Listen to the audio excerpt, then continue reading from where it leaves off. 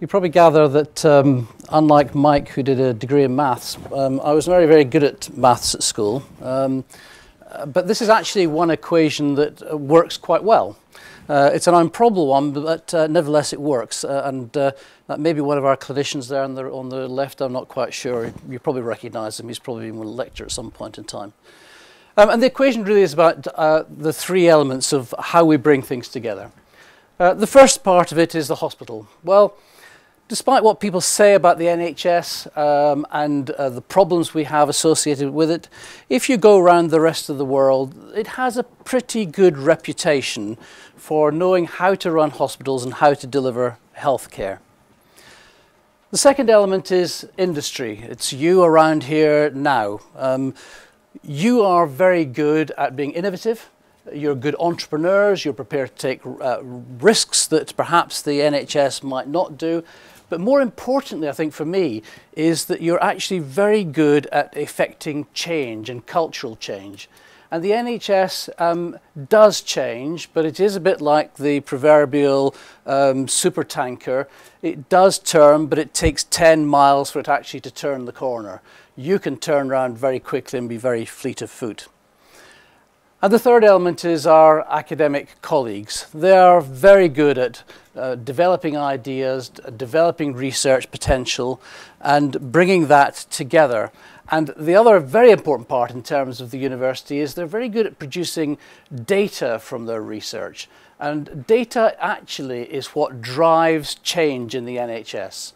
And if you are able to produce that data together with our colleagues in industry, which is obviously something that isn't always possible for you to gain very easily, the three elements actually make up more than the sum of their parts. So my equation, I think, is right. We have 1 and 1 plus 1 does actually make 4, providing we're all working together. And we heard examples of that from Brandy and from Martin and from a number of other speakers this morning. But of course, as I think Fiona said to us this morning, innovation needs to be with purpose. We need to make sure that in terms of what we do and what we do with our colleagues, is it has to fit in with our reasons for being here. And Fiona spent a lot of time talking about patients, and that is the reason why we exist at all. Unless the research has some impact either on patient improvement or making us more efficient in the way we deliver our services, we won't be, it's not something we would necessarily want to engage in. And in fact, just recently in I think December, just last month, the NHS England Research and Development Strategy was produced. And what they said in their introduction was the implementation of research leads to improved patient outcomes, and has an impact on the economy through increased productivity, as well as generating growth and income. And I think that's what we're here for today, to try and do that. It also goes on to say that supporting wealth creation through the development, testing, evaluation and early adoption and spread of new products and services is a very important part of the strategy. So it's not just this hospital, it's the whole of NHS across the whole of the United Kingdom. And if we're able to achieve what we're trying to achieve with you as partners, I think we achieve potentially a triple whammy. I think first of all, we both optimise and boost efficiency both locally and nationally. The NHS, as you're probably aware, has been trying to save in the region of £20 billion up to 2015, and if you're to believe what's being said at the moment, it's going to be asked to deliver another £20 billion of savings between 2015 and 2020. Well, one thing's for sure, we certainly can't do that just by doing the same things we're doing now with the same technology. So we need your help to try and develop new technologies, to develop new methods of care. We've just heard Tim talking about reducing lengths of stay from 12 days to 8 days through technology and through managing risk. That, for us, is very significant because we actually get paid for 12 days, probably. I don't know what the actual date is, but it's probably 12 days. So we're actually saving quite a considerable sum of money through working with our colleagues and working through the technology that we've got. It improves clearly outcomes to patients, and most importantly for the economy, it creates jobs and wealth in the local community, both in Southampton and a slightly wider part than that. I'd like to kind of paint a vision for you at the moment, because I think what we would like to be able to do with you over the next years, and this is what I'd like to see in 5 years' time, assuming I'm still here in 5 years' time, what I'd like to see in here, we already have a very successful science park up in Chilworth Park, and the AHSN has just moved into offices up there, in fact. What I would like to be able to see here is to actually create a healthcare village, somewhere where various healthcare, medical device companies, pharmaceutical companies are all in an area working very closely with the university, working very closely with the hospital to deliver real changes in healthcare, not just for our local community, not just for the NHS, but internationally as well. Now, wouldn't that be a fantastic opportunity if we could create a healthcare part that could deliver real changes in what we do in the NHS moving forward in the future? We're not alone. There are lots of things we can do to help you out there. There's lots of money lying around out there at the moment. There's over nearly 180 million pounds of European regional support through local enterprise partnerships. That's for the whole of Wessex, for the area that is covered by the Academic Health Sciences Centre, and Solent, I think, has about 40-odd million pounds. Someone will probably tell me of that amount.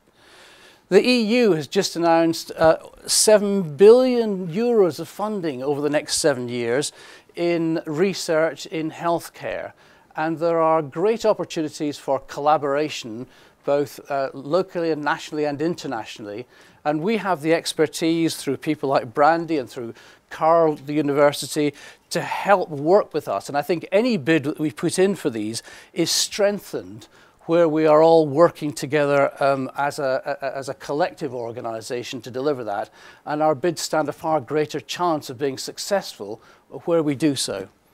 And of course, even the government has played its part, and some of you will be aware about the UK fiscal measures that are out there. The patent box, the R&D tax credits, the regional partnership investment funds. And I've only mentioned just a few of the potential funds that are out there to assist you with what you're trying to achieve. And we know that investors out there are also very interested in healthcare investment, and there's been a particular increase in their interest over the last certainly over the last 12 months, and it's particularly in relation to sort of med tech items, for example. And I think the interest is being driven by a number of changes to the NHS. One of the big changes, which has made a big difference to the IT sector, is the abandonment of the national programme for IT, which has allowed a whole host of new companies with new technology, new software, to actually now come and talk to the NHS about how they might develop better ideas for there. I think the personalisation of medicine moving forward in the future and the rise of healthcare at home all represent great opportunities for companies to work with both the primary and the secondary care sector in developing new ideas and businesses. And I think even the uncertainty around regulatory change, particularly with EU medical devices and the IVD regulations, don't seem to have frightened anyone off, particularly in the medical devices sector. So this is the commercial services team. We have a range of experts here who are around today to help you. Come and talk to us, but not just us. We've mentioned about our research and development team. Brandy certainly is there available to talk. We can certainly help you with anything you want to deliver in the future. We have a reception desk which you signed in when you came out. Please, if you want us to come and talk to you, this is the selling bit, by the way. We'll get it over very quickly. If you want us to come and talk to us, let us know. We'll either come and see you, or you can come and see us, and we can put you in touch with the relevant clinicians or the any staff that you particularly need to talk to. Finally, I think it would be just remiss of me not to just say a thank you to my team for organising this, and particularly Sarah Shahid, and to Tim Matthews and to Charlotte McCaskey, whose mugshots are up there. They have spent a lot of time organising all this, and I'd like to just say a warm thank you to them for organising this.